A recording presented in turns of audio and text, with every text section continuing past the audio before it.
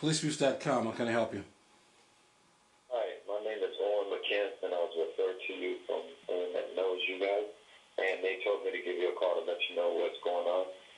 Okay, tell me what happened in your case.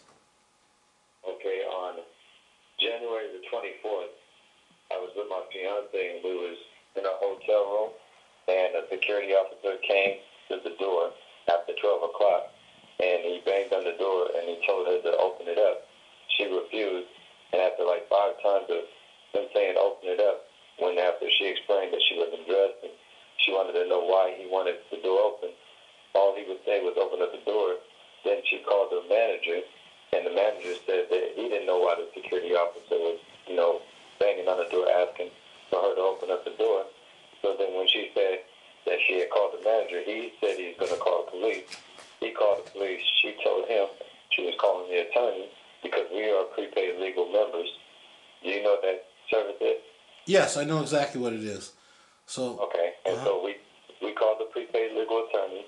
They said to call back when the police arrived. So we hung up the phone with the attorney. The police arrived. They came like almost 6 to 7 deep, and they said, that we needed to leave the room. And I was sitting down with my identification out on the table, the legal shield, my driver's license, and my wallet, so that, everything was present for them to know that I'm not going to have to reach in my pockets or my coat or anything, and we didn't know what was going on.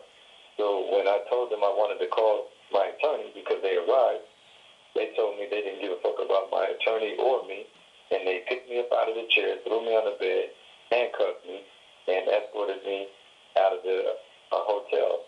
And before that, they told my fiance to get her ID, and before she went to go in her bag to get her ID, they went through her stuff, and they found out that she was who she was, and when I got downstairs, that's when they finally told me I was being arrested for trespassing, and it was a surprise to me because we rented from this place like 9 other times and never had no problems. We didn't have no manager call us to the hotel room saying there was any complaints about any disturbances. So we were kind of like shocked because we didn't know what this dude was up to. I didn't know if he was wanting to come in and rape my fiance or whatever, not knowing I was there or not. And so I ended up going to jail. I was abused even when I was being arrested because when I went down, when the guy had me in handcuffs and I went downstairs, when he told me to spread my legs open, I had them open. He kicked my right inner, leg like it wasn't wide enough. And then when he told me to bend down over the hood, I was leaning over. He shoved my chest into the trunk of the car. And, I'm a very respectful and, positive person, and I didn't deserve this. So I'm thinking this dude, he was really bad. So then when he hold on, sir. What was it? What's the name of the police department? They were all King County sheriffs. I mean King County officers. I have their names too. Okay, King County and where? What state? This was actually in Washington, and we were in SeaTac. Okay, Washington, the state of Washington? Yes. Okay. And was it the police department or the sheriff's office? It was the police department. Okay. All right. Just a minute. Police, Washington State. It might have been the sheriff's department because I think it was King County Sheriff's, to be honest with you. Yeah, I think that's got to be it. I'm looking at it right now online. Just give me a minute. All right. A second. I'm going to call the police department and try to get some information. Just a minute. Okay, I was going to say, I had like about 30 seconds more. Oh, you mean of your story to tell me? Yeah. Okay. Once I was actually in the process of going into the car, the dude banged my head up against, trying to put me in the car. Mm-hmm. So it was definitely police brutality. I mean, I went to jail. The handcuffs were so tight on me, it ripped through my skin. I took pictures of that. And then when, I know police officers. I know a Boston police officer I play basketball with and everything. I'm a union electrician. I'm a law-abiding citizen, no warrants, none of that. So the thing about it is when I had asked one of my friends, was that right? He said, no. What you need to do is find out what the 911 call was and get a copy of the police report when you go to your arraignment hearing. So I actually got a copy of the 911 report, fiance was a prostitute, and the officer had witnessed people coming in and out of the room when we weren't even there half of the day because we were at one of our training meetings for our membership. So let me just hold on. Let me just summarize your story. Okay, what's the name of the hotel? It's Motel 6. Okay, you and your girlfriend were at a Motel 6, minding your own business, not breaking any laws, not smoking drugs, nothing like that. All just law abiding, correct? Exactly. Okay. The hotel security comes to your door, banging on the door, asking for your girlfriend to open the door. She doesn't know why. She's afraid. She calls down to the management of the office, and they tell her there's no problem. But the security called the police department on you, and when the police arrived, they became physically abusive with you, took you from the room, banged your head, kicked your feet, assaulted you, and arrested you for trespassing, and was rude to your girlfriend. I think you mentioned that previously. Now, is that a basic summary of what happened? Yes, exactly. Okay. Let me call the sheriff's office now just to find out what their procedure is, and I'll make a few recommendations, okay? Okay. Do you need the names? Because I got that off of the 911 report. What are the names? Okay, give me a quick second. Mm-hmm.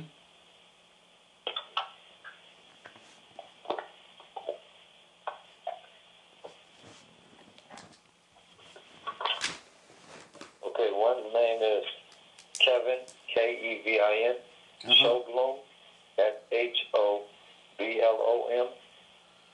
Okay. And there's a Michael Caldwell. Okay, Caldwell. And then there's a Eric Lewis. Okay. And then there's a Lee Crawley. Crawley. Okay. And then the security officer's name is Ryan Getzler, Getzldr. Okay. All right. Okay, so just stand by for a moment while I make the call, and don't comment or say anything unless I ask you to. Okay. Yep. All right. And what's your name, sir? Owen, Owen, last name McCants, McCants.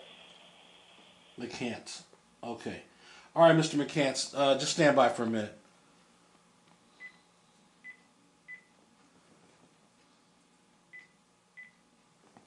One quick question: if my pretrial hearing is in a month, am I supposed to be doing this? Well, they may drop the charges, but let me just get some information from the police first, and then I'll give you some thoughts about your hearing and everything else. Okay? Okay. All right, just a minute.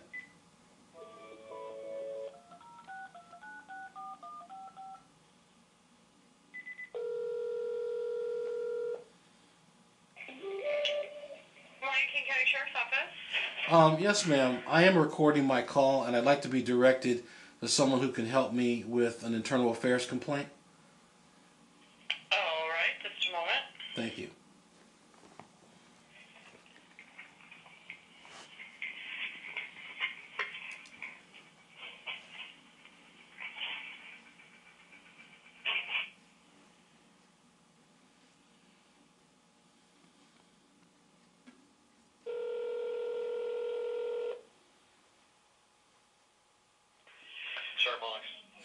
Yes, sir. Are you with Internal Affairs at King County? Yes. All right. My name is Mr. Kamau, and I'm a retired detective. I run policeabuse.com, and we have a complaint of excessive force against 4 of your officers, and I have the victim on the other line with me. Should I have him call you directly, and can you tell me what your procedure is to report a complaint?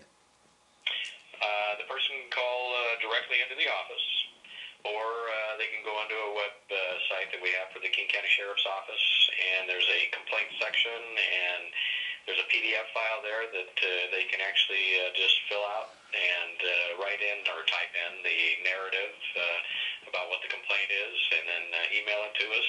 Mm-hmm. So either way, it's up to them. They can go to one of our police stations, our precincts, and they can get a complaint form and actually take it and go back home and fill it out and mail it in, whichever way they'd like to do it. Okay, sir. Just a second. Mr. McCants, did you hear all that? Yes, I did. Okay. All right, sir. I'm going to assist him with his complaint.